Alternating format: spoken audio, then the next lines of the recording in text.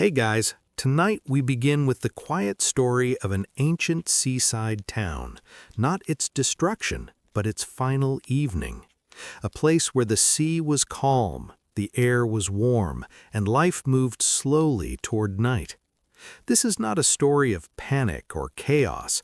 It is a story of routine, habit, and ordinary people doing ordinary things, unaware that time is almost finished. So before you get comfortable, take a moment to like the video and subscribe, but only if you genuinely enjoy what I do here. Now, settle in and let's step quietly into the past. Picture this. It is late afternoon on the Bay of Naples. The year is 79 AD. The sea lies still, gently touching the stone harbor of Herculaneum. Fishing boats rest against wooden posts, their ropes slack, sails folded away for the night. The town sits between water and mountain, unaware of how closely it lives beside danger. Herculaneum is smaller than Pompeii, quieter, wealthier. Its homes rise in tiers, built from stone and timber, overlooking the shoreline. Balconies catch the last warmth of the sun. Courtyards glow softly as oil lamps are prepared for evening. Imagine walking along the Roman road that curves through the town. Your sandals strike stone smoothed by years of passing feet. To your left, a granary door stands open, the smell of stored grain mixing with sea air. To your right, a stone table rests in a shaded courtyard, its surface worn smooth by countless meals and conversations. Inside one home, a family gathers on wooden benches. The day is ending. Nothing feels unusual. An oil lamp flickers as it is lit, casting slow-moving shadows across painted walls. Somewhere nearby, water drips steadily into a basin. The rhythm of the town is unbroken, calm, predictable, deeply familiar. But here's the truth. Mount Vesuvius looms silently in the background, not roaring, not smoking, just watching. No warnings are shouted, no alarms sound. For Herculaneum, this is simply another evening. And for its people, tomorrow still feels certain. As the sun begins to lower, the stone streets of Herculaneum cool beneath bare feet and worn sandals. The heat of the day slips away, replaced by a gentle coastal breeze that carries the scent of salt and damp wood. Along the Roman road, doors begin to close, not in haste, but in habit. Wooden shutters are pulled inward, cloth curtains are drawn across doorways. Inside, oil lamps glow softly, their flames steady, untroubled by wind. In one house, a stone table is set for the evening meal. Bread rests on a cloth, a small bowl of olives sits nearby. Hands move slowly, familiar with these motions. There is no rush. There never is. Nearby, the public baths begin to quiet. Warm water laps gently against stone basins as the last visitors prepare to leave. Footsteps echo briefly, then fade. Steam drifts upward, clinging to columns darkened by years of heat and moisture. Imagine standing near the shoreline. The sea reflects the fading sky, muted gold turning to gray. Fishermen secure their boats with practiced knots. Nets are folded carefully, not yet knowing they will never be used again. Children sit close to their families now. Voices soften, conversations turn small and ordinary. Plans are made for the next day, errands, meals, meetings that will never come. But here's the truth. The evening feels peaceful because it is peaceful. History does not always announce itself. Sometimes it arrives quietly, at the end of a normal day. Night begins to settle over Herculaneum, not all at once, but gently, one oil lamp at a time, one doorway at a time. The town dims into a pattern of warm points of light against deepening shadow. Inside the houses, families remain close. Wooden benches creak softly as people shift their weight. A clay cup is set down on a stone surface. Somewhere, a spoon taps lightly against a bowl, then goes still. The walls hold the day's warmth. Painted scenes, myths, gardens, animals flicker in lamplight, appearing and disappearing as flames sway. Shadows stretch across floors, slow and unhurried. Imagine a narrow courtyard open to the sky. Above it, the stars begin to appear, faint at first. A small basin catches falling water, drop by drop. The sound is steady, comforting. In a nearby home, someone adjusts a cloak against the cooling air. The evening breeze slips through open windows, carrying the distant sound of waves touching stone. No one looks toward the mountain.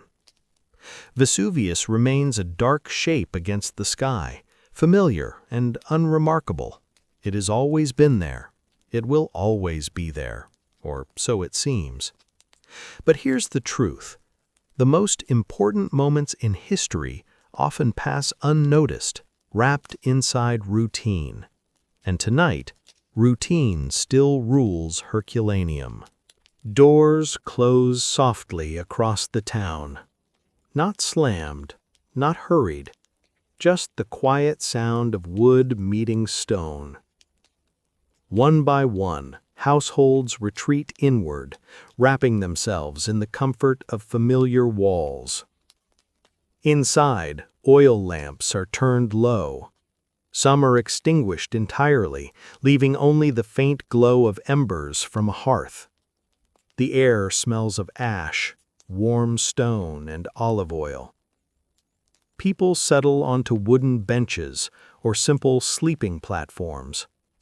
Cloaks are pulled closer. A child shifts, then grows still. Breathing slows. The rhythm of sleep begins to take hold. Imagine the streets now. Empty. The Roman road lies silent beneath the moon. No footsteps, no voices. Only the distant murmur of the sea. Steady and unchanged. In the granaries, grain rests undisturbed. In storehouses, doors remain sealed. In courtyards, water continues to drip into stone basins, counting time no one is measuring. Above it all, the sky is clear. Stars stretch across the darkness, sharp and bright. The moon casts pale light onto tiled roofs and balconies facing the shore. Vesuvius stands as it always has, quiet, heavy, patient. But here's the truth. Disaster does not always begin with noise. Sometimes it waits until the world is asleep. The town sleeps, but the world beneath it does not. Deep under the stone foundations of Herculaneum, far below the wooden benches and tiled floors, the earth holds its breath. Pressure builds in places no one can see. No sound reaches the surface. No warning rises into the night. Above ground, the silence feels complete. A dog shifts in its sleep and settles again. Somewhere near the shoreline, water laps against stone steps, the same gentle rhythm it has kept for generations. An oil lamp flickers once, then steadies. Imagine lying on a low wooden platform, wrapped in a cloak. Your body is warm, the air is cool. The past day feels distant already, dissolving into dreams. Then, almost nothing. A faint tremor passes through the ground, so light it could be mistaken for imagination. A cup rattles softly against stone. A hanging tool brushes a wall. No one wakes. Earthquakes are not new here. They come and go. The town has learned to ignore them, the way one ignores distant thunder. Outside, ash begins to fall. Not thick, not dramatic, just a few fine grains drifting through the air, settling on rooftops, mixing with dew. They are barely visible in moonlight. Vesuvius remains silent. But here's the truth. The most dangerous moments are the ones that feel harmless. And tonight, nothing yet feels wrong. Sleep is no longer smooth.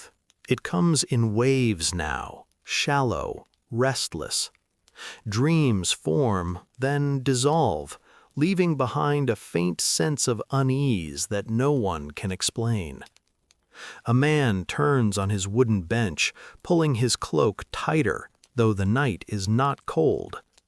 A woman stirs, her breathing quickening for just a moment before settling again.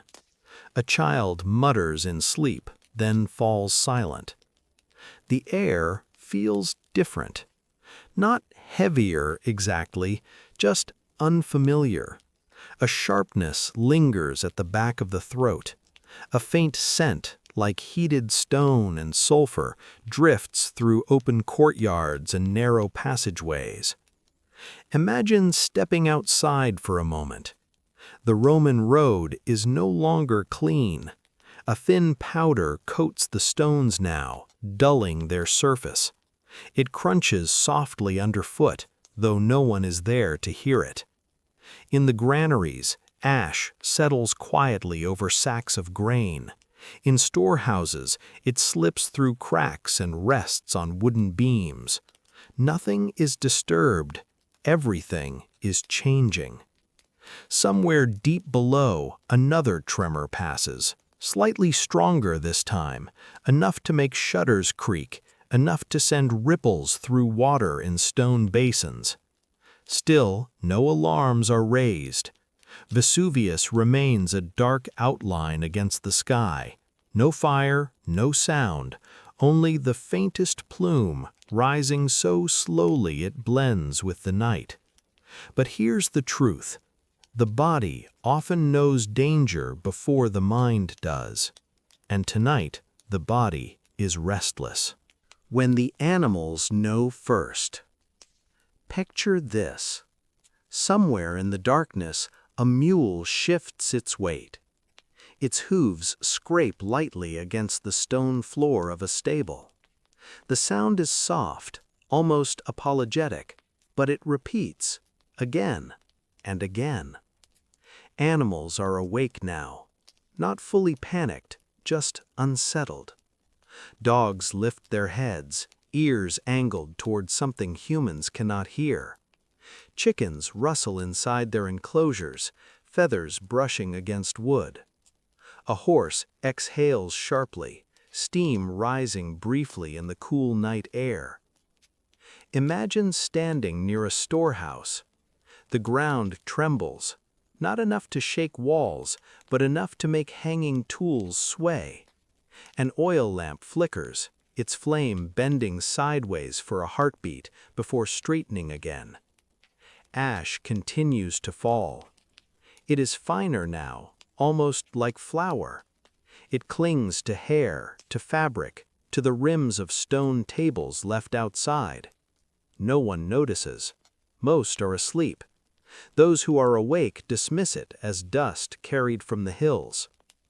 But here's the truth. Animals do not reason, they react. And tonight, they are reacting to something vast, something hidden, something moving upward from deep within the earth.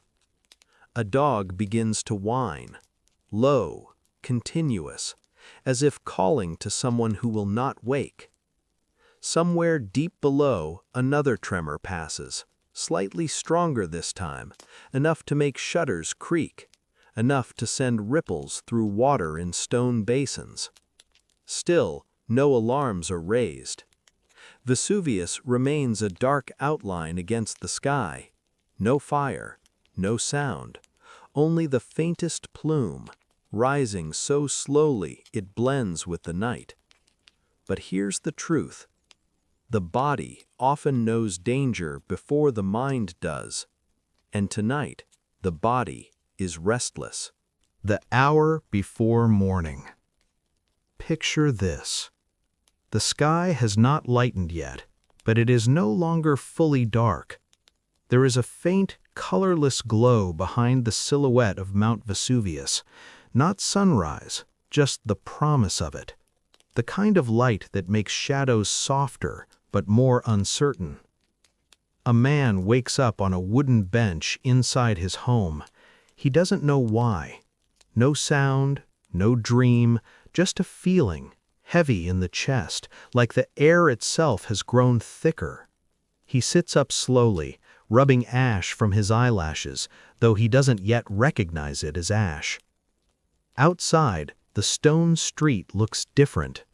The Roman road is dusted in pale gray, its carefully laid stones muted, almost erased. Footprints from the night guards are still visible, shallow impressions already beginning to blur. Imagine stepping outside barefoot. The ground feels warm, not hot, just wrong. An oil lamp still burns in a neighbor's doorway, flame low and unsteady. The lamp's glass is clouded now, not from smoke, but from fine particles settling invisibly with every breath. Somewhere nearby, a woman coughs, once, quietly, into her sleeve. She looks up. The mountain is no longer just a mountain. A thin column rises from its peak, dark, narrow, stretching upward like a finger pointing at the sky. It doesn't roar, it doesn't explode, it simply exists. But here's the truth. This is the last calm moment Pompeii will ever know. And almost no one understands that yet. When the mountain spoke softly. Imagine this. Morning finally arrives, but it arrives wrong. The light is pale, almost sickly. The sun is hidden behind a veil, thin at first, like linen stretched across the sky. Birds do not sing, not because they are gone, but because even they seem unsure. In the forum, a few people have gathered. Not a crowd, just small clusters. A merchant stands beside a stone table where yesterday coins were counted. They lie untouched now, lightly dusted in gray. He rubs one between his fingers, frowns, and looks upward. The column above Mount Vesuvius has grown. It is no longer thin. It rises in a towering shape, dark at the base, spreading wider as it climbs, like the crown of a pine tree carved into the sky. White, gray, and black swirl together slowly, almost beautifully. Picture this. Someone laughs. Not loudly, nervously. "Vulcan is awake," a man says, trying to sound clever, trying to sound calm. Others nod. They've heard stories. The gods get angry, mountains breathe, the earth reminds humans who is in charge. This is not new. But here's the truth. This is not a god stretching.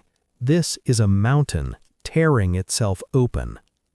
Ash begins to fall, not in flakes, but in soft grains, like snow that doesn't melt. It settles on hair, shoulders, bread loaves laid out for sale.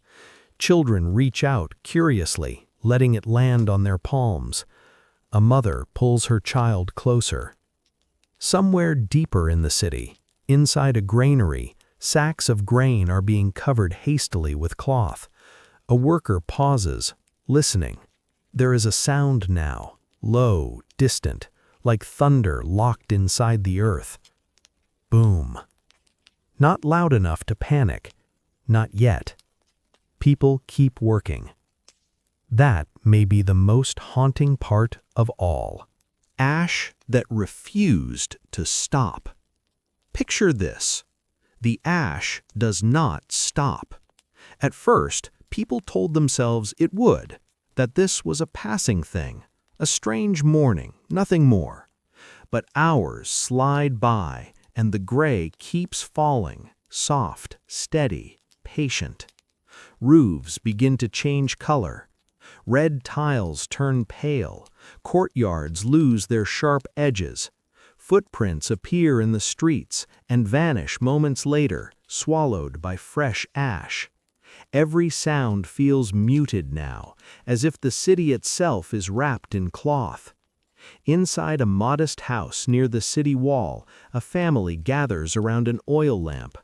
The flame flickers oddly, starved of clean air. The father opens the wooden door just a little and peers outside. Ash drifts in. He closes it again. Imagine the weight of that moment. Not dramatic, not sudden, just a quiet realization pressing against the chest. This is not ending. In the distance, Mount Vesuvius growls again. This time, it is louder. The ground trembles, not enough to knock people down, but enough to rattle clay cups and make oil ripple in shallow bowls. Somewhere, a stone bench cracks with a sharp sound that echoes down the street. People start to argue. Should we leave? Where would we go? The Roman road will be buried by now. But staying? Voices trail off. No one finishes the sentence, because finishing it would mean admitting something terrifying. Here's the truth. Pompeii is still alive at this moment. Shops stand, homes breathe, people move, but the city has begun to close its eyes. Outside the granary, workers struggle to reinforce the doors. Ash piles up against the walls like drifting sand. With every breath, lungs feel heavier, coated with dust that scratches the throat. A woman ties cloth around her face.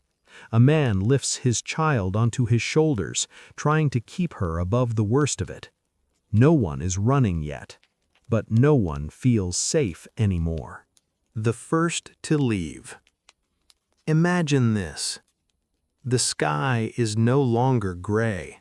It has thickened into something heavier, darker, like wet wool pulled tight across the heavens.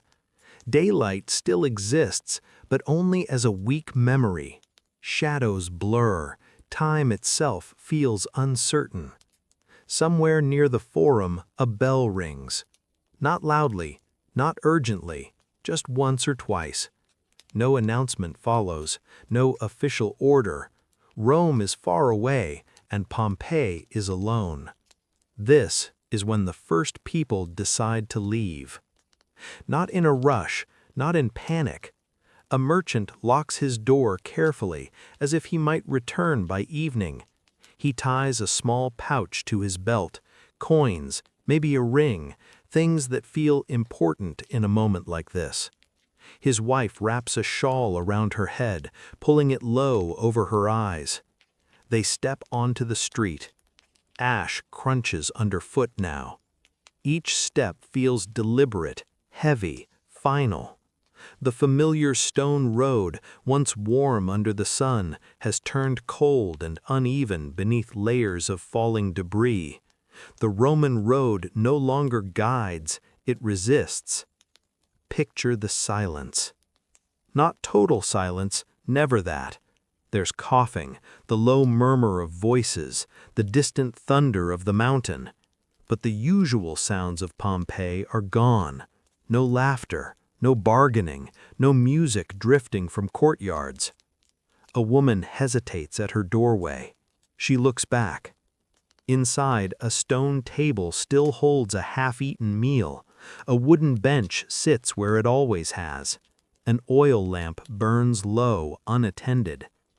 These objects have survived generations. They feel solid, loyal. Leaving them feels like betrayal. But here's the truth. Objects do not care if we stay or go. The woman steps outside and closes the door behind her. Around her, more people appear. Small groups form without planning it, neighbors who recognize each other by voice more than by sight. Someone suggests heading toward the harbor. Another shakes his head, pointing instead toward higher ground. No one knows which choice is right. The ash falls faster now. It clings to hair, eyebrows, lashes.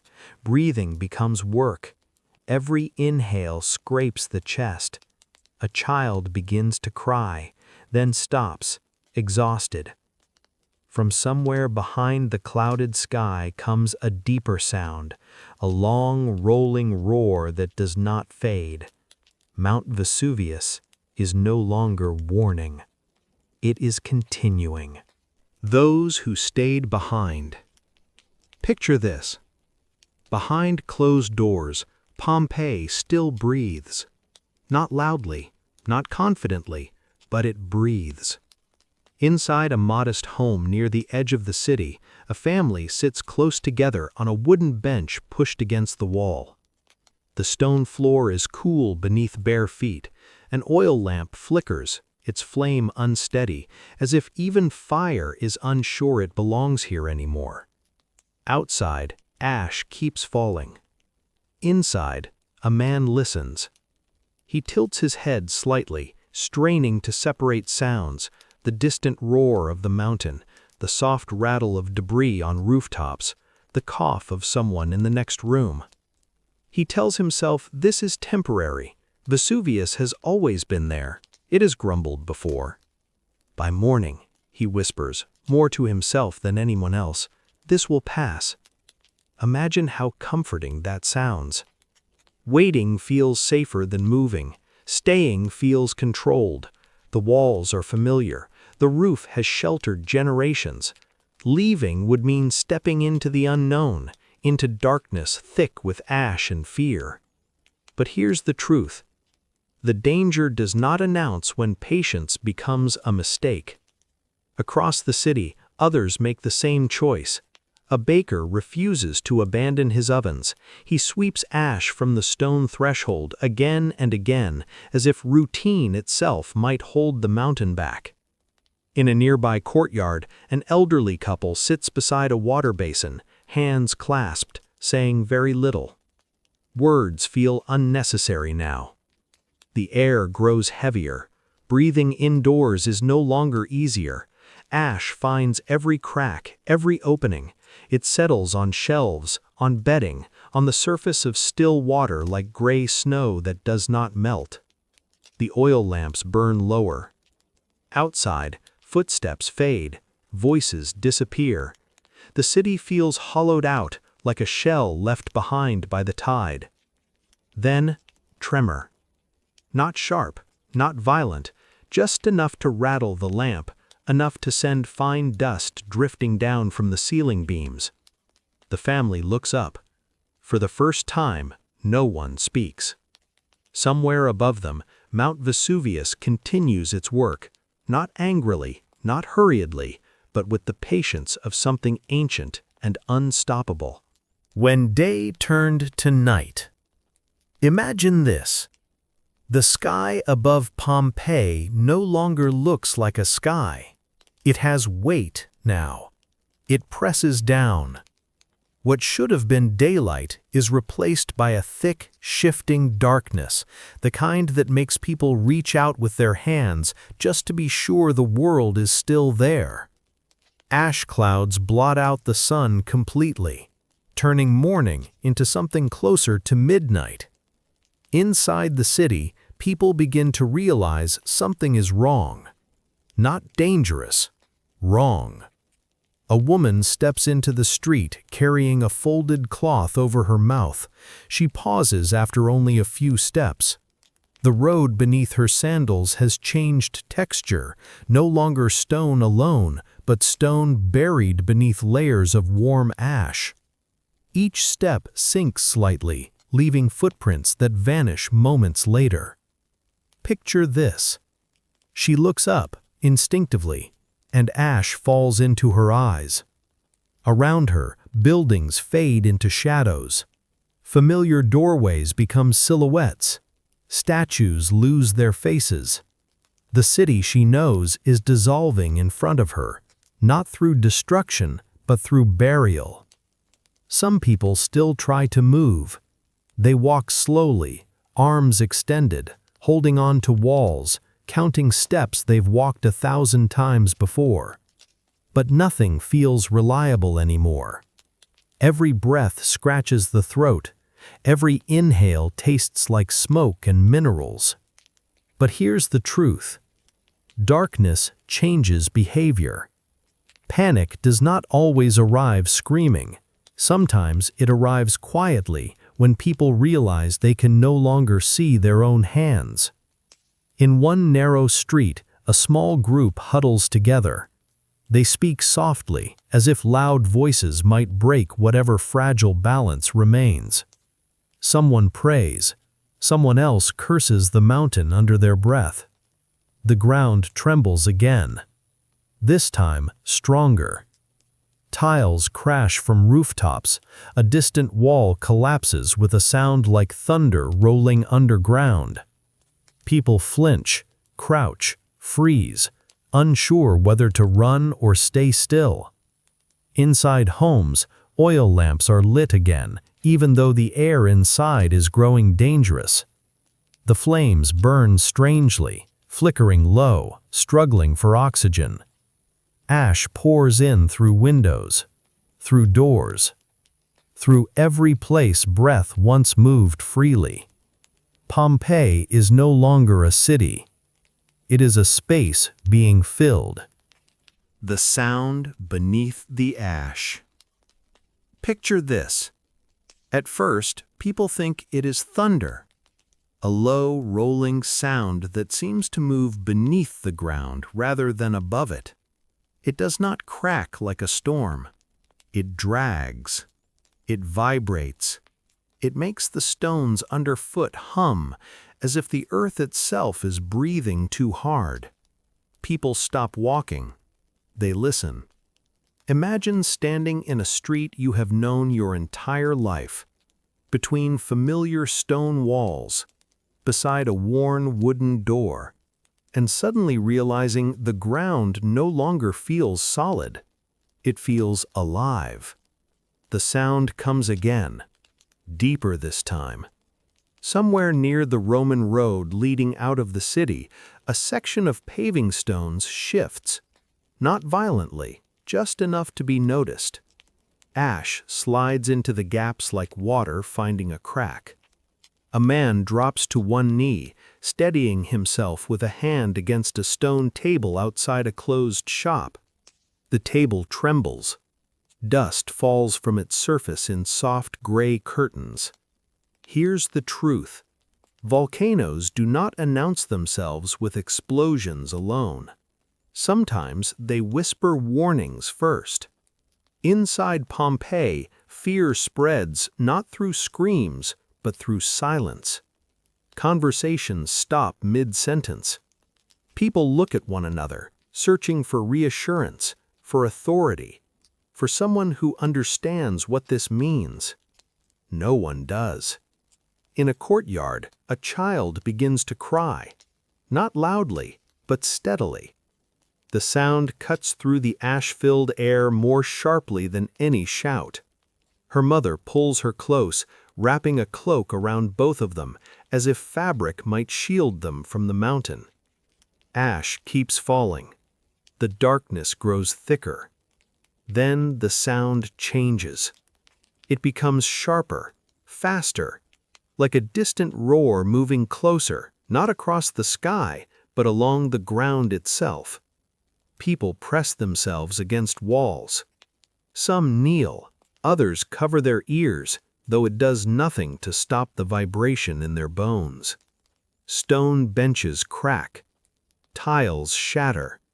A granary door bursts open as stored grain spills out, mixing with ash in pale waves across the street. Pompeii shudders. Not collapsing. Warning. Stones from the sky. Imagine this. The first one hits a roof, not loudly, at least not at first, a dull, hollow thud, like a heavy object dropped from a height too great to measure. People pause, unsure whether they heard it correctly. Then another. This one cracks tile. A third one smashes through wood. Pumice stones begin to fall from the sky. They are light enough to drift, but heavy enough to break bones. Pale, porous, almost harmless looking, until they land. They bounce along Roman roads, pile up against doorways, fill courtyards and alleys like snow that burns. Picture this.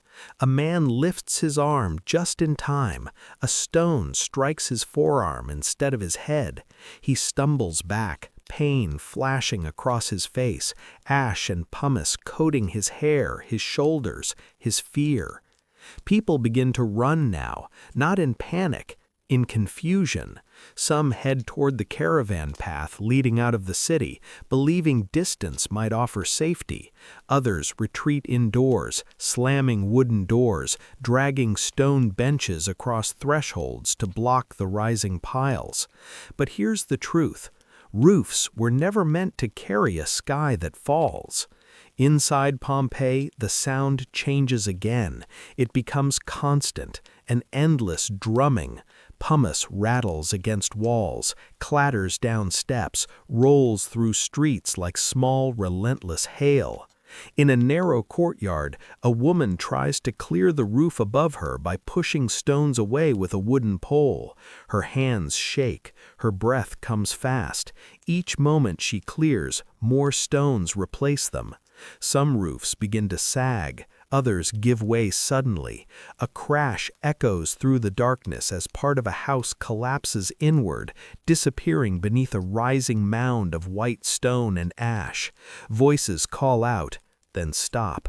Oil lamps flicker violently as the air grows thin. Flames gutter, then revive, then gutter again. Smoke clings low, crawling along ceilings, seeping into lungs. Pompeii is no longer buried slowly. It is being weighted down. Stay or flee? Picture this. Ash has reached ankle height now. In some streets, it climbs higher, swallowing sandals, slowing every step. Each movement feels heavier than the last, as if the city itself is holding people back. Imagine standing at a crossroads you have walked 1,000 times before. One path leads toward the Roman road, the other toward your home. Tonight, neither feels safe. Some choose to run. They wrap cloth around their mouths, pull cloaks over their heads, and move as a group, helping the elderly, lifting children, guiding one another through the choking dark. Their feet crunch loudly against pumice, a sound that feels far too alive in a city slowly dying. Others stay. They believe stone walls will protect them. They remember past earthquakes, past scares, moments when the mountain rumbled but nothing came of it. They barricade doors with stone tables, press benches against frames, and wait. Here's the truth. Both choices feel right. Both choices are wrong. In a small room lit by a single oil lamp, a family kneels together. The flame trembles as ash seeps in through cracks, settling softly on shoulders, hair, eyelashes. No one speaks. Words feel useless now. Outside, the sound of footsteps fades. The city empties, but not completely. Some stumble and fall, sinking into drifts of pumice like sand. Others turn back, disoriented, streets unrecognizable beneath layers of ash. Familiar corners vanish, landmarks dissolve. A man leans against a wall, chest heaving, unsure which direction leads out. He presses his palm to the stone. It is warm. Not from fire, from the earth. Above everything, the mountain roars again, louder this time. Not a single sound, but many layered together. Gas, stone, pressure. an unseen engine pushing harder than before. Pompeii holds its breath. So did the people still inside it. When day turned to night. Picture this. It is still morning, at least it should be, but the light is fading, not like sunset, not gradually. This is different.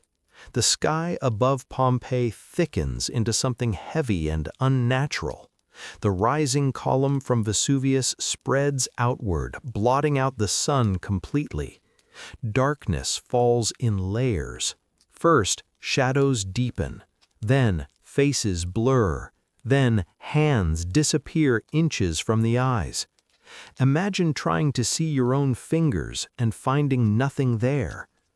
Oil lamps are lit across the city now, small, desperate suns inside homes and along corridors. Their glow feels fragile, almost embarrassed against the vast blackness pressing in from every direction. But here's the truth. This is not night. It is ash. Fine particles clog the air, turning every breath into work. People cough violently. Some tie cloth tighter around their mouths, but it does little good. The air tastes bitter, metallic, suffocating. Picture a mother gripping her child's hand so tightly her knuckles pale beneath ash. They cannot see the doorway anymore, even though they are standing beside it. Outside, voices rise, not screams yet, just confusion, shouts of names, calls echoing into a darkness that swallows sound. Thunder rolls above, but it is not thunder. It is the collapsing column of ash and gas high above the mountain, folding in on itself, reshaping the sky into something monstrous. Lightning flashes inside the cloud. Blue-white streaks illuminate Pompeii for a heartbeat, streets revealed in ghostly clarity, then gone again. In that instant of light, people see how deep the ash has become, knee-high in places, higher in others, and it is still falling. A roof collapses somewhere nearby with a violent crack. The sound echoes like a breaking tree in a forest. Dust explodes outward, thick and choking. Pompeii is no longer a city under ash. It is a city under darkness. The air begins to burn. Picture this. You are still breathing, but every breath hurts. Not sharply, not yet. Just a strange heat in the back of your throat, a dryness that wasn't there before. The air feels thicker, heavier, warmer. Imagine standing in total darkness, ash falling endlessly, when suddenly the wind changes. It doesn't howl, it sighs. A slow, unnatural current pushing through streets already half buried. Oil lamps flicker violently, their flames bending sideways. Doors tremble in their frames. But here's the truth. This is not ordinary wind. High above Pompeii, the eruption column has grown unstable. The towering plume that carried ash miles into the sky is beginning to collapse inward. Gravity is taking hold. And when it does, something far worse than falling stones begins to move. Picture this. A distant roar, deeper than before. Not sharp like thunder. Not cracking like collapsing wood. Continuous. Rolling, approaching. Some residents freeze, others mistake it for another tremor. A few dare to step into the street, squinting into darkness thick as cloth. They cannot see what is coming, but they can feel it. The temperature rises slightly, just enough. A man coughs violently, then staggers as the air grows hotter. His skin prickles. The ground beneath him vibrates. not with shaking, but with motion. Something is descending the mountain. Fast. In the harbor, boats rock unnaturally against the shore. The sea itself seems restless, confused by the chaos above it. And then, a glow appears in the distance. Not fire, not exactly. More like a moving wall of red-black cloud illuminated from within, tumbling down the slopes of Vesuvius like an avalanche of ash and gas. This is the first pyroclastic surge. Most people in Pompeii do not know that word. They do not need to, because it is coming toward them faster than any human can run. The first surge. Picture this. The sound is no longer distant, it is everywhere. A rolling, crushing roar pouring down from the mountain like a living thing. The glowing cloud you saw before is no longer a shape on the horizon. It is expanding, swallowing distance, racing across fields and vineyards that only yesterday were quiet under the Roman sun. Imagine standing in Pompeii's streets, blind in ash darkness, when suddenly the air itself begins to move with force, not wind, impact. The first pyroclastic surge reaches the outskirts of the city. It does not explode like fire, it does not crash like a wave, it flows. A superheated avalanche of ash, gas, and pulverized stone, moving faster than a galloping horse. But here's the truth. Most people never see it. They feel it. A blast of air hotter than any summer day, not burning like flame, but scorching in an instant. The surge tears through streets, around corners, through doorways and open windows. Oil lamps go out all at once. Darkness becomes absolute. Inside a house near the city wall, a family clings together. There is no scream, there is no warning beyond the roar. The air hits them first, then the heat. Temperatures rise so rapidly that breath itself becomes impossible.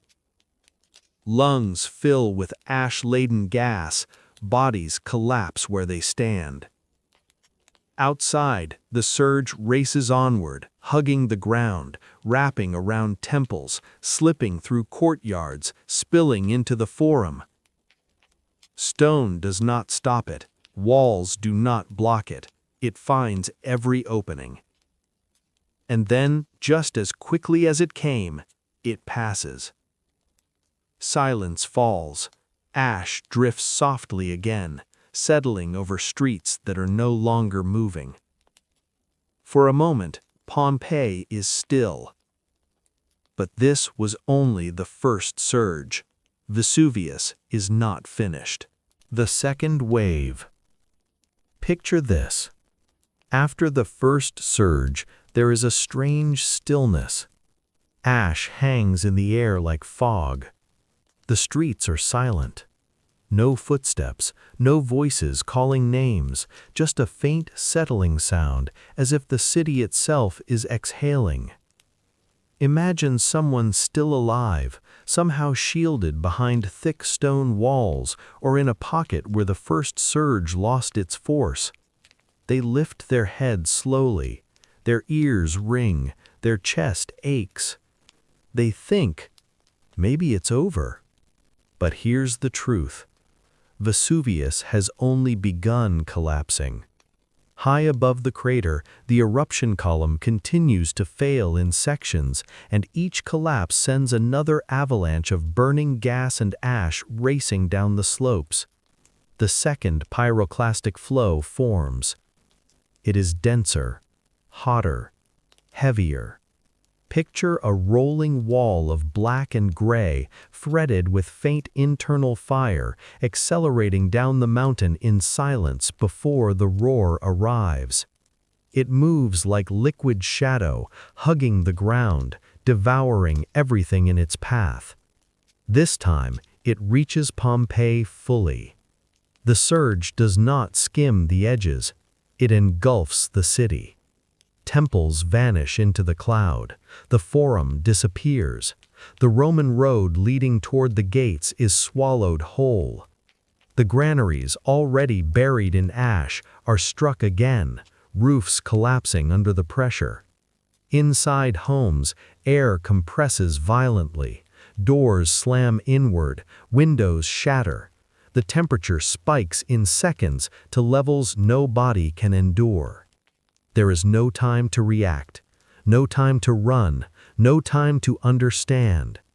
The second wave fills every room, every corridor, every courtyard. It pours through narrow alleyways and across stone tables and wooden benches alike, covering everything in a suffocating blanket of heat and ash. Outside the walls, fields flatten beneath the surge. Vineyards that once climbed toward the sun are erased in moments. And then, silence again. Thicker this time. Heavier. Pompeii is no longer a living city under disaster.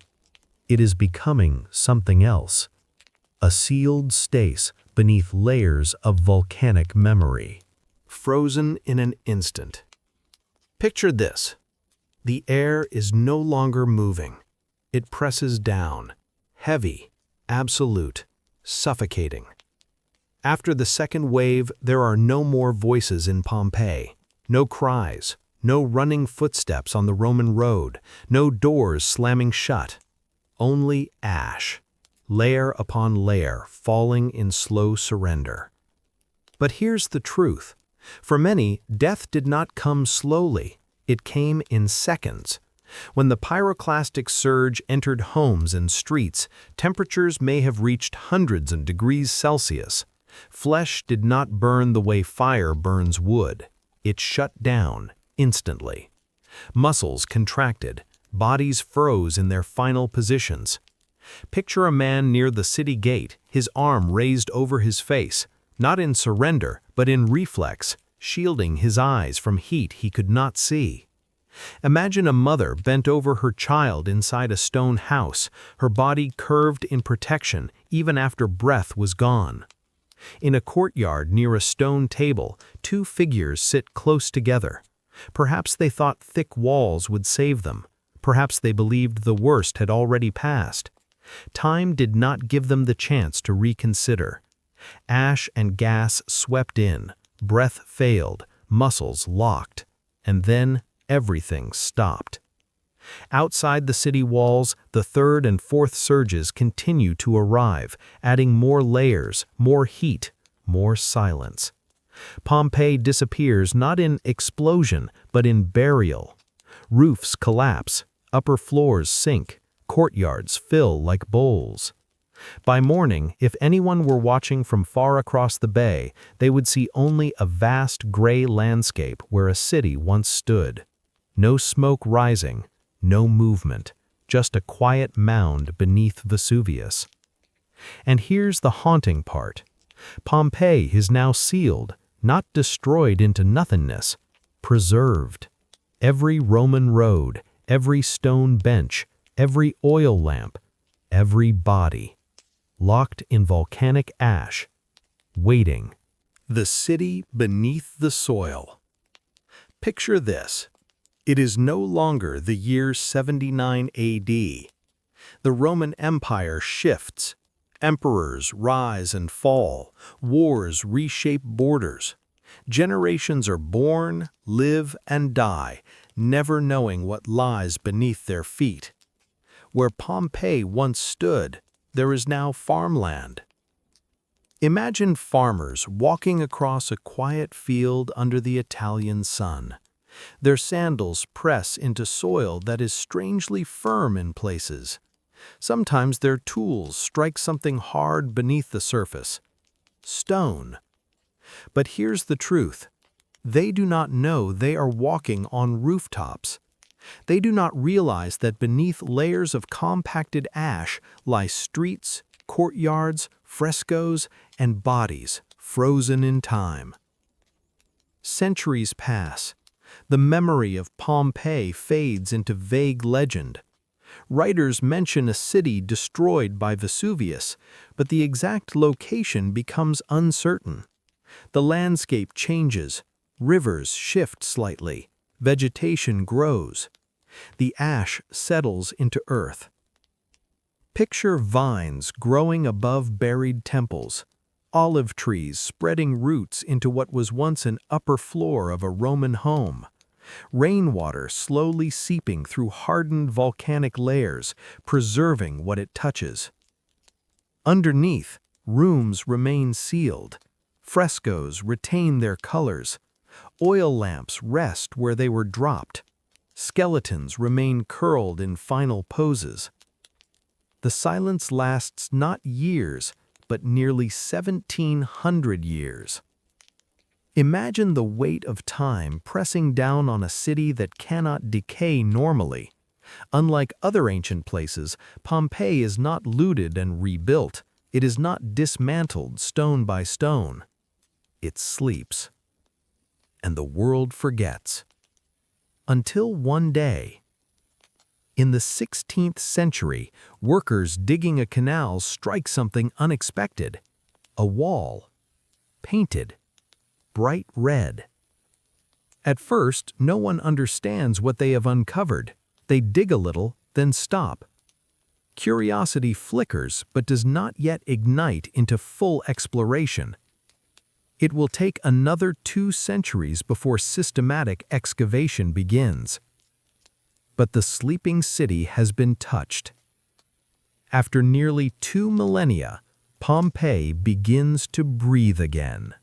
The city reawakens. Picture this. It is the 18th century. Europe is changing. Scholars are obsessed with the ancient world. Rome is no longer an empire, but its memory is everywhere. Nobles and intellectuals travel across Italy searching for relics of antiquity. And near Naples, rumors spread.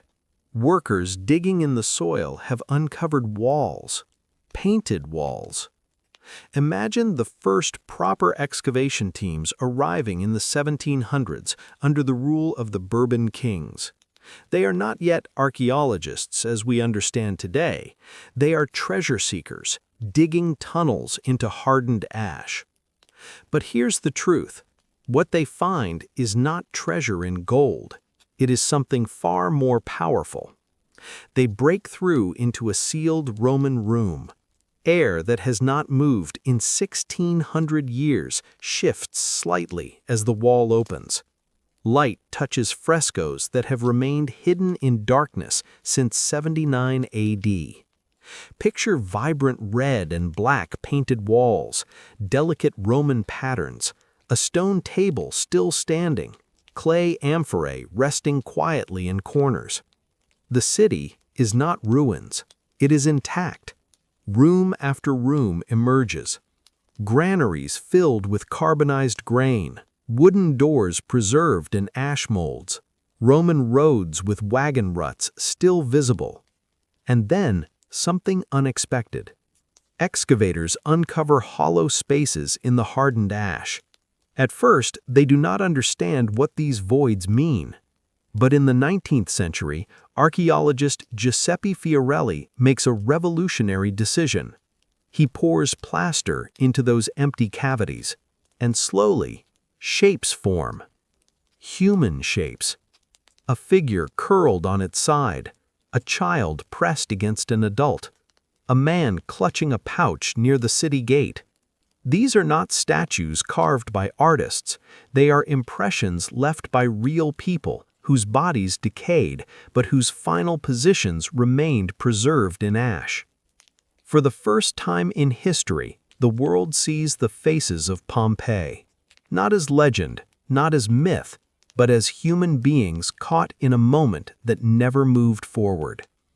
Imagine standing in that excavation trench, dust in the air, staring at a plaster cast of someone who lived nearly 2,000 years ago. You realize something quietly powerful. They were not so different. They cooked, they worked, they loved, they feared, and they faced something no one could outrun. Pompeii is no longer buried. It has become a window into the Roman world, frozen at 79 AD. What Pompeii taught the world. Picture this. You are walking through Pompeii today, not as a victim, not as a Roman citizen, but as a visitor from the modern world. The Roman road stretches ahead of you, stone slabs still bearing the grooves of ancient wagon wheels. On either side, walls rise, faded but strong. Courtyards open into homes where sunlight falls across stone tables and garden spaces once filled with fountains. Imagine stepping into a bakery. The stone mill still stands. The oven is intact. On display nearby, archaeologists have preserved loaves of bread, carbonized, blackened, but unmistakably bread, round, scored into slices, ready to be sold on that final morning. But here's the truth. Pompeii did not just preserve buildings, it preserved daily life. We know what Romans ate because of Pompeii. We know how they decorated their homes. We see political slogans painted on walls, campaign messages from local elections. We see graffiti, jokes, love confessions, complaints about neighbors. This was not a grand imperial capital. It was an ordinary city, and that is what makes it extraordinary. Imagine reading a message scratched into plaster nearly 2,000 years ago. I was here. Simple. Human. Pompeii shows us that history is not only emperors and battles. It is shopkeepers arranging goods on stone counters. It is families sharing evening meals. It is children running along the Roman road. And perhaps most importantly, Pompeii shows us the power of nature. Mount Vesuvius still stands, quiet, green, beautiful, but we now understand what it can do. The eruption of 79 AD became one of the most studied volcanic disasters in history. Scientists analyze ash layers. They study the patterns of pyroclastic flows. They reconstruct timelines minute by minute. Because of Pompeii, we understand volcanic behavior better. Because of Pompeii, modern evacuation plans exist. Because of Pompeii, entire communities near volcanoes today are more prepared than the people of 79 AD ever could be. But here's the deeper lesson. Civilization feels permanent. Stone walls feel solid. Roads feel eternal. Yet in a single day, a thriving city vanished. Pompeii reminds us that history is fragile. And that ordinary lives, quiet, unnoticed lives, matter. Echoes beneath the ash. Picture this. The sun is setting over modern Pompeii. Tourists have slowly drifted toward the exits. Footsteps fade along the Roman road. The air cools. Shadows stretch across broken columns and open courtyards. And Mount Vesuvius stands there, silent. Green slopes, calm outline against the sky. It does not look dangerous. It never does. But here's the truth. Silence can be deceiving. As evening settles, imagine standing alone near the city gate, the same gate where citizens once fled, the same stones that felt the final vibrations of the earth in 79 AD. Close your eyes. Try to hear it. The distant rumble, the falling ash, the confusion. Then open them again, and everything is still. Pompeii feels peaceful now. Birds nest in roofless walls. Grass grows between ancient stones. The city no longer screams, it whispers. Imagine walking into a small Roman home, the atrium open to the sky, a stone table in the center, faded frescoes along the wall, reds and yellows still clinging to plaster after 2,000 years. You realize something powerful. These were not characters in a tragedy. They were ordinary people on an ordinary day. They did not wake up knowing it would be their last morning. They did not know the mountain watching over them would erupt before nightfall. And perhaps that is why Pompeii moves us so deeply, because it reminds us of something universal. Life feels normal until it isn't. Picture a final scene. Dawn, August 25th, 79 AD. Ash settling gently across a silent city. No movement, no voices, just a landscape reshaped forever. And then, centuries later, light returns. People return. Stories return. Pompeii does not simply tell us about disaster. It tells us about memory, about preservation, about how even in destruction, something can endure.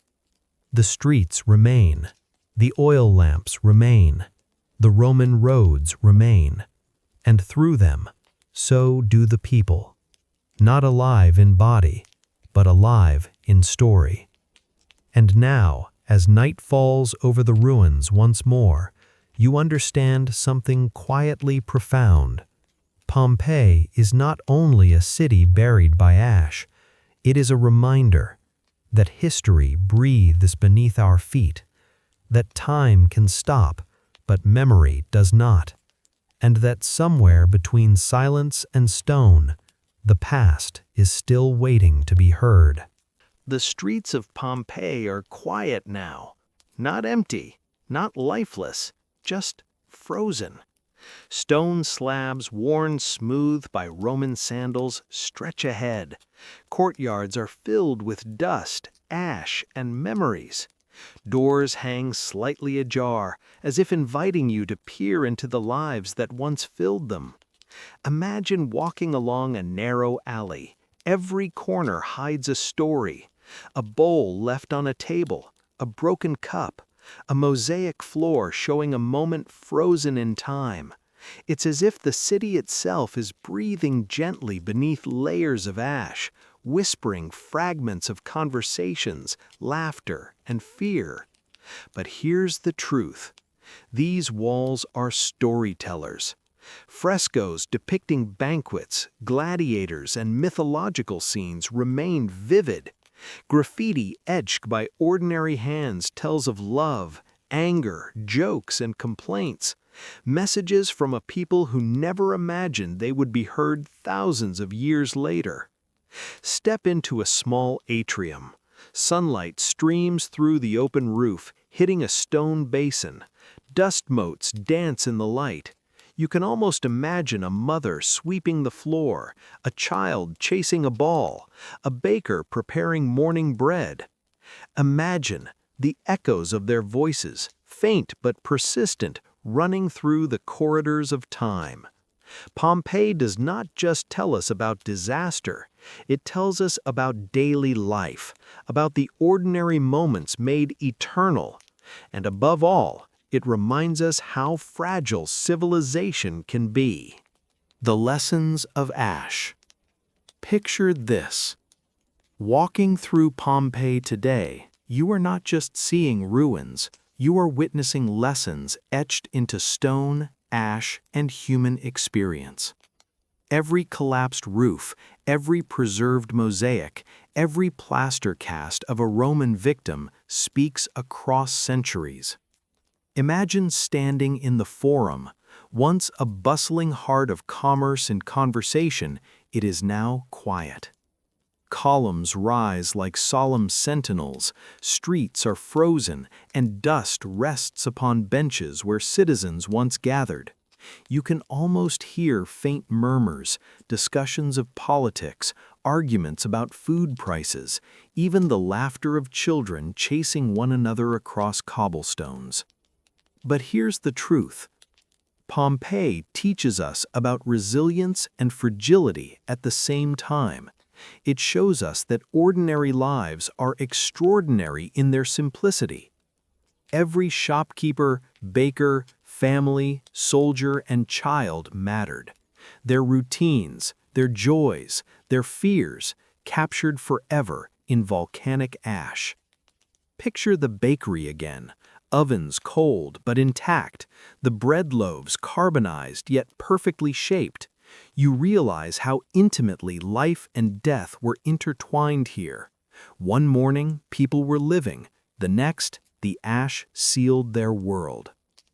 And beyond human stories, Pompeii whispers the power of nature. Vesuvius, silent now, reminds us that even the grandest civilizations are subject to the forces of the earth. Mountains can rage, air can burn, time can bury. Yet, strangely, through destruction comes preservation. Through silence comes storytelling. Through ash comes immortality.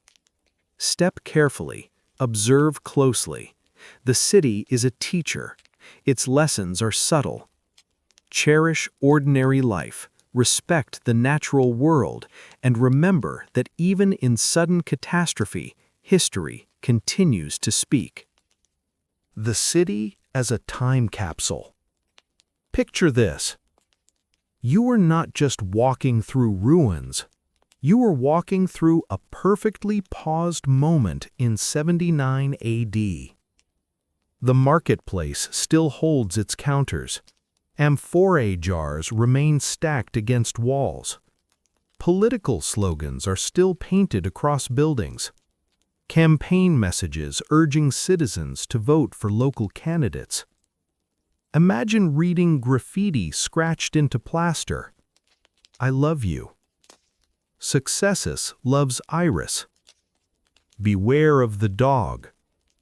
These are not epic inscriptions of emperors. They are human fingerprints. But here's the truth. Pompeii survived in a way no other Roman city did. Most ancient cities decayed slowly, stones reused, buildings altered, generations rebuilding on top of the old. But Pompeii was sealed instantly. The ash locked everything in place. Furniture impressions remain. Food remains. Even shadows of wooden doors remain where they once stood. Imagine stepping into a thermopolium, a Roman fast food stall. Large clay jars are embedded in the counter, once filled with hot stews and wine. Customers stood here casually, chatting, eating, living. No one imagined it would be their final lunch spot. Picture a bedroom upstairs. A small oil lamp beside a bed. Jewelry left on a table. A door slightly open. A family perhaps planning dinner before the tremors began. Then the ash came, and time stopped. Pompeii became something extraordinary, a frozen heartbeat of Roman civilization. It shows us clothing styles, dietary habits, social divisions, architecture, religion, entertainment. It is archaeology's greatest gift. But more than that, it is a mirror. When you see Pompeii, you do not just see Romans. You see yourself. People living ordinary days, making plans, complaining about taxes, falling in love, arguing, dreaming. And then, without warning, nature rewrote their story. The city is silent now, but the silence is full. full of preserved footsteps, full of paused conversations, full of unfinished lives. And as you walk through it, you begin to understand something profound. Pompeii did not disappear. When the earth spoke again. Picture this. It is not 79 AD anymore. It is centuries later. The world has changed. Empires have risen and fallen. Languages have shifted. Maps have been redrawn. And beneath layers of hardened ash, Pompeii sleeps. Farmers walk across its buried rooftops without knowing. Vines grow where Roman kitchens once stood. Shepherds graze animals above streets they cannot see. The city is forgotten. But here's the truth. History has a way of resurfacing. In the 18th century, workers digging for water strike something solid beneath the soil. A wall, then another, then painted plaster. At first, they think it is treasure. They begin tunneling blindly, pulling statues from darkness, removing mosaics, stripping walls for art. But slowly, something changes. This is not just treasure. This is a city. Imagine the first moment a fresco sees sunlight after 1,600 years of darkness. Colors that should have faded, still glowing. Reds, ochres, blues. Imagine the shock. Imagine the realization. An entire Roman world untouched. As excavation becomes more careful, archaeologists begin documenting everything. Streets emerge, villas emerge, the amphitheater, the baths. And then they discover the voids. Hollow spaces in hardened ash, shapes where bodies once lay. For years, no one understands them, until Giuseppe Fiorelli in the 1860s has an idea. He pours plaster into the cavities. When the ash is chipped away, human forms appear. Frozen mid-movement, a man shielding his face, a child curled beside an adult, a dog twisted against its chain. It is no longer abstract history. It is personal. But here's the deeper truth. Pompeii changes archaeology forever. Before this, ancient cities were often stripped for valuables. Pompeii teaches patience, documentation, preservation.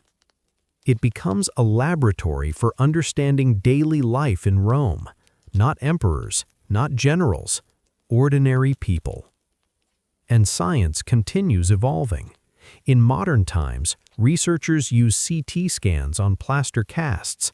They examine bones inside, teeth, clothing fibers, even DNA fragments. We begin to know them more intimately. How old they were, what illnesses they had, what they ate. Pompeii, once buried by catastrophe, now becomes a bridge between ancient and modern science. Imagine standing there today as an archaeologist brushes dust from a mosaic. You are not just uncovering art, you are uncovering a moment. And beneath your fingertips, you feel time itself. The earth once spoke in fire and ash. Now it speaks in fragments and memory. And Pompeii continues to rise, not as a city of the living, but as a city of understanding. The warning beneath the mountain. Picture this. You are standing in modern Naples. Cars move through crowded streets. Cafes buzz with conversation. Tourists take photos under the warm Italian sun.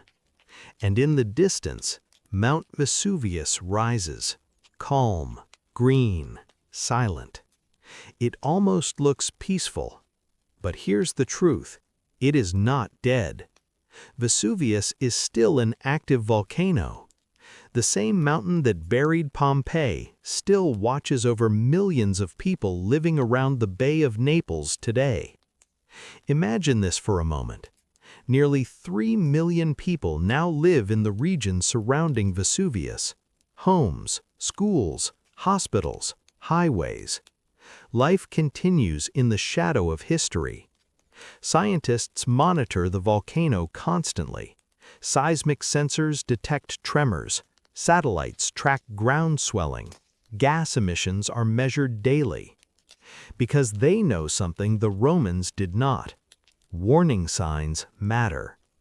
In 79 AD, tremors were ignored. Minor eruptions years earlier were dismissed. The mountain had blended into the background of daily life. Familiarity made it invisible. But today, we remember Pompeii, and that memory changes everything.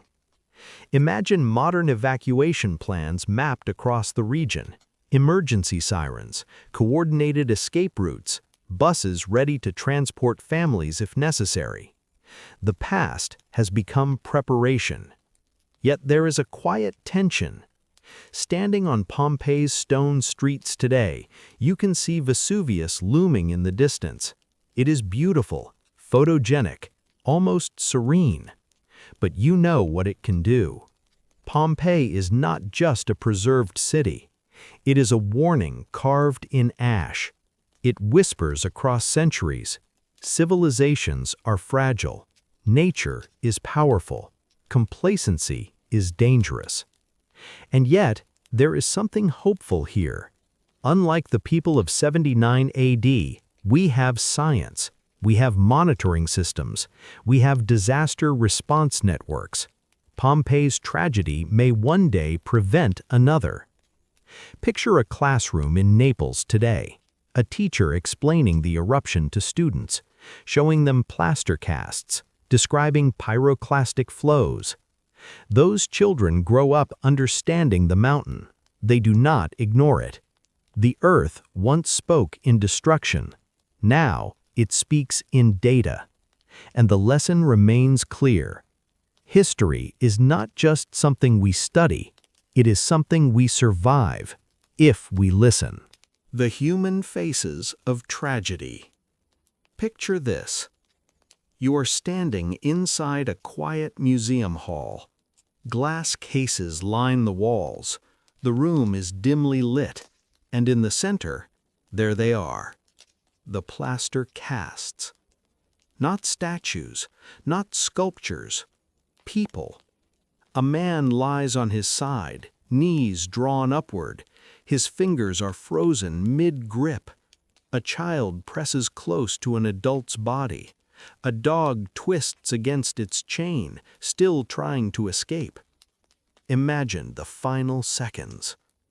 The air growing hotter, the sky blackened, breathing becoming difficult, ash thick in the lungs, darkness at noon. But here's the truth. These were not nameless victims. They were fathers, mothers, merchants, slaves, children, friends, ordinary people who woke up expecting an ordinary day. Archaeologists now know more about them than ever before. Through scans and analysis, we can estimate ages, health conditions, diet. One man suffered from arthritis. Another had well-worn teeth from coarse bread. Some wore jewelry, others clutched coins. There are stories hidden even in their bones. Imagine a mother shielding her child. Imagine a group huddled together in a small room, hoping the walls would protect them. Some tried to flee toward the sea. Others stayed indoors, believing the eruption would pass. Some almost made it. One haunting cast shows a man who covered his face with fabric, trying to filter ash from the air. He knew. He understood something was terribly wrong. And yet, there was no escape from the pyroclastic surge. It moved faster than any human could run. In a matter of seconds, heat and gas overwhelmed everything. Not fire, not flames, but suffocation and shock. And in that moment, time ended for Pompeii. But here's something powerful. The tragedy did not erase their humanity. It preserved it. When we look at these casts today, we do not see distant Romans. We see ourselves. We see fear. We see love. We see instinct. We see people trying to survive. And suddenly, the eruption is no longer just a geological event. It becomes deeply human. It becomes a story of ordinary lives interrupted. And perhaps that is why Pompeii still moves us. Because beneath the ash, there were hearts still beating. Silence that echoes. Picture this. You are walking alone through Pompeii at dusk.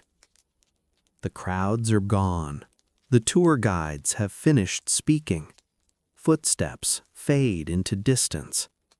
Only wind moves through the stone streets. It brushes past broken columns. It slips through roofless houses. It whispers across mosaics that once shone beneath oil lamps. And in that quiet, you feel something. Not fear, not horror, but presence. But here's the truth. Pompeii is not loud in its tragedy. It is quiet. The violence happened in seconds. The destruction was swift. But what remains is stillness. A stillness that stretches across nearly 2,000 years. Imagine standing in a small Roman courtyard. A fountain sits dry at its center. Faded frescoes cling to the walls. A doorway leads into shadow. Somewhere here, someone once laughed. Someone once argued. Someone planned tomorrow. Tomorrow never came. And yet, their homes remain. Their art remains. Their streets remain. Silence fills the space they left behind. But it is not empty silence. It is heavy. Heavy with interrupted lives. Picture the amphitheater, once filled with thousands of cheering voices, gladiators fighting, vendors shouting, trumpets sounding. Now, only the echo of wind. Sit on one of the stone seats. Close your eyes. Can you hear them? For a moment, the past almost breathes again. But here's something remarkable. Pompeii teaches us that memory does not require noise. It survives in fragments, in footprints hardened in ash, in scratched graffiti, in cooking pots left behind. The silence forces you to imagine, and imagination is powerful. Because when you imagine their lives, you restore them. You become the bridge between what was and what is. In that sense, Pompeii is not frozen.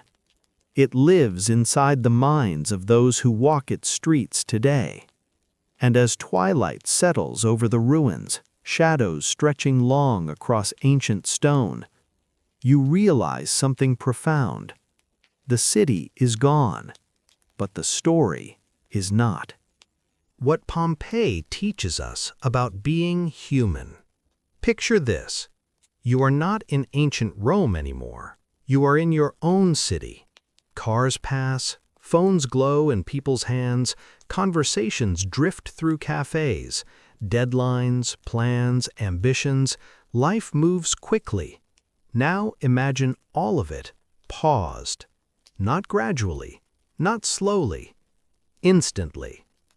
That is what happened in Pompeii. But here's the truth. Pompeii is not only about volcanic eruption, it is about vulnerability. We often imagine ourselves as advanced, protected, prepared. We build skyscrapers, we monitor weather systems, we track satellites in orbit. And yet, nature remains patient. Vesuvius did not hate Pompeii. It did not choose its victims. It simply erupted. Picture the Roman citizens that morning, some worried about business profits, some annoyed at noisy neighbors, some planning dinners, some dreaming of travel. They were not thinking about eternity. They were thinking about tomorrow. And that is what makes their story universal. Because we do the same. We postpone joy. We delay forgiveness. We assume there is always more time. But Pompeii whispers something different. Time is fragile. Not in a dramatic, frightening way, but in a quiet, undeniable way. Imagine standing on a Pompeii street and realizing that every step you take is layered over thousands of unfinished conversations. How many promises were never fulfilled? How many apologies never spoken? How many dreams postponed? And yet, there is something strangely beautiful here, because even in catastrophe, humanity endured. Their art survived, their writing survived, their architecture survived, their memory survived. Picture the graffiti again. Simple jokes, declarations of love, political slogans. They were reaching forward without knowing it, reaching to us. And now, we are the ones listening.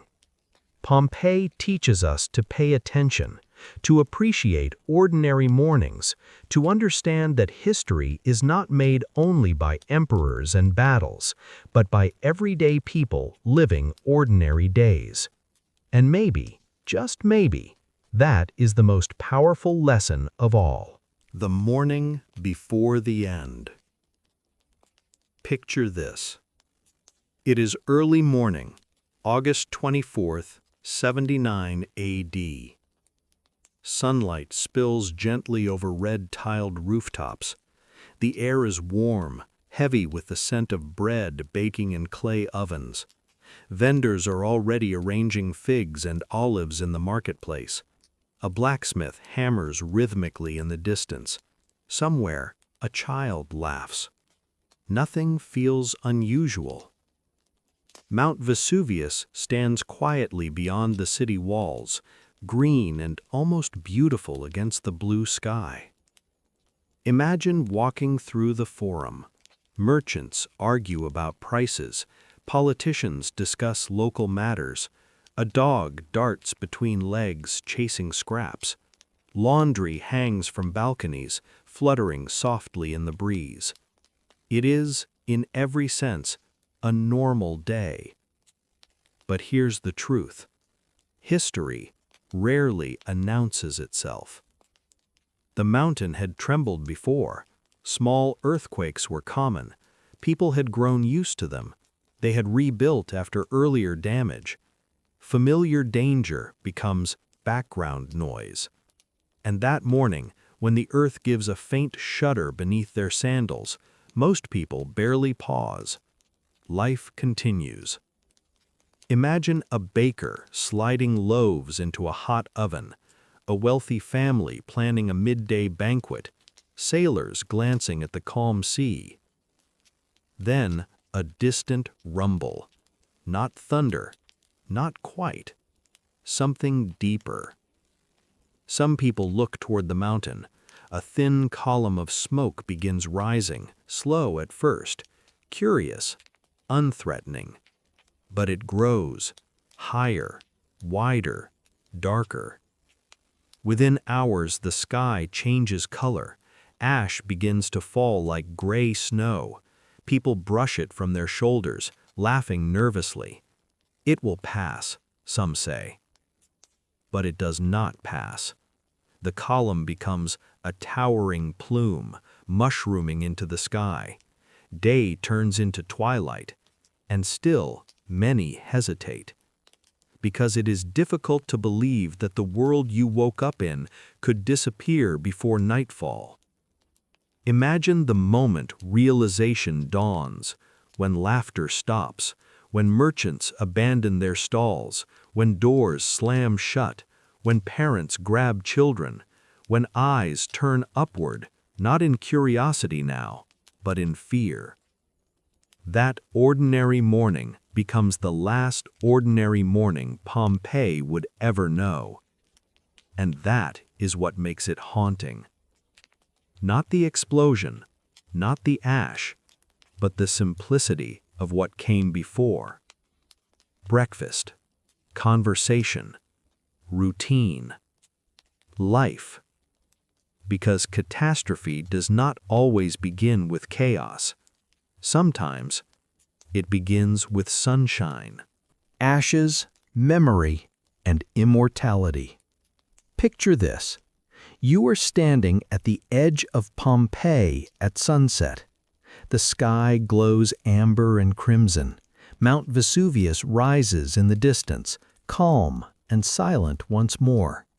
Tourists slowly drift toward the exits. Cameras click. Footsteps echo softly against ancient stone. And then, quiet.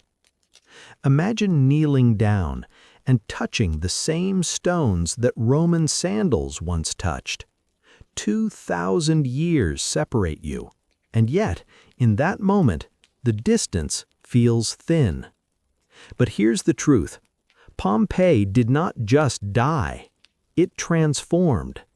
The ash that destroyed the city also preserved it. The same force that ended thousands of lives ensured their memory would never fade. That is the paradox.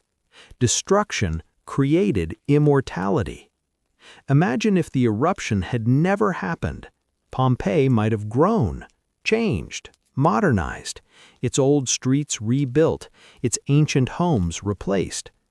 Over centuries, the original city would have disappeared beneath new layers of time. Instead, it was sealed, locked, protected by tragedy. And now, when archaeologists brush away dust, they are not uncovering ruins, they are uncovering moments. A loaf of bread still shaped by the baker's hand, a mosaic floor still gleaming in fragments, a doorway still waiting for someone to walk through.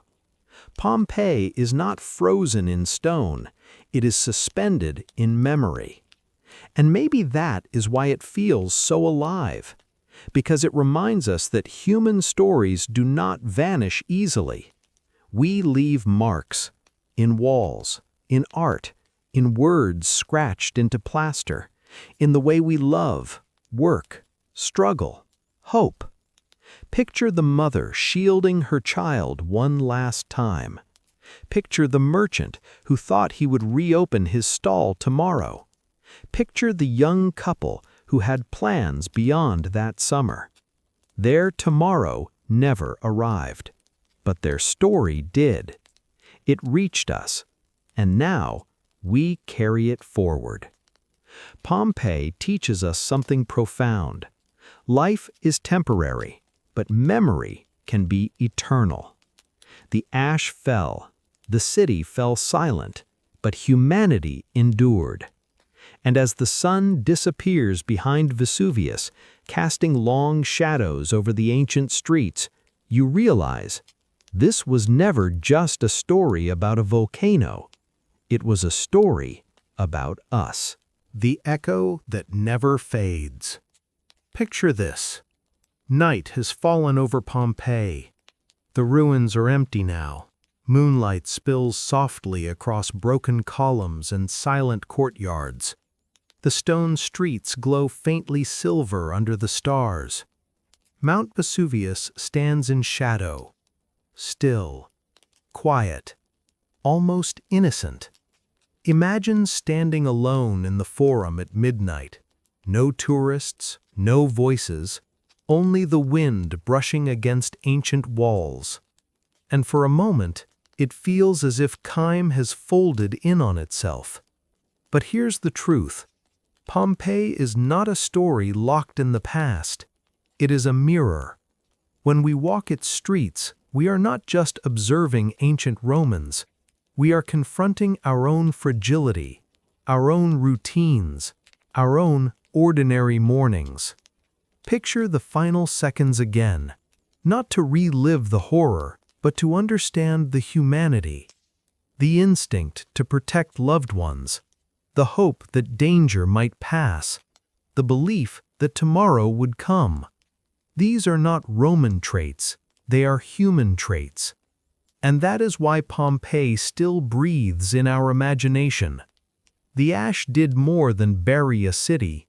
It froze a moment in time so that future generations could witness it, so that we could learn, so that we could remember. Imagine centuries from now, archaeologists uncovering our cities, studying our streets, trying to understand our lives through fragments. What would they see? What would remain? Pompeii reminds us that civilizations are temporary, but humanity is continuous. Empires rise, empires fall. Mountains erupt, cities vanish, but stories survive. And as long as stories survive, people do too. So tonight, as you close this chapter, remember the ordinary morning that turned extraordinary. Remember the silence that followed. Remember the faces preserved in ash. Because Pompeii is not just about destruction. It is about memory. It is about resilience. It is about the thin, fragile, beautiful thread that connects past and present. And maybe, just maybe, that is the real legacy of Vesuvius. Not the fire, not the ash, but the reminder. Life is precious. Time is fleeting. And every ordinary day is, in its own quiet way, a miracle.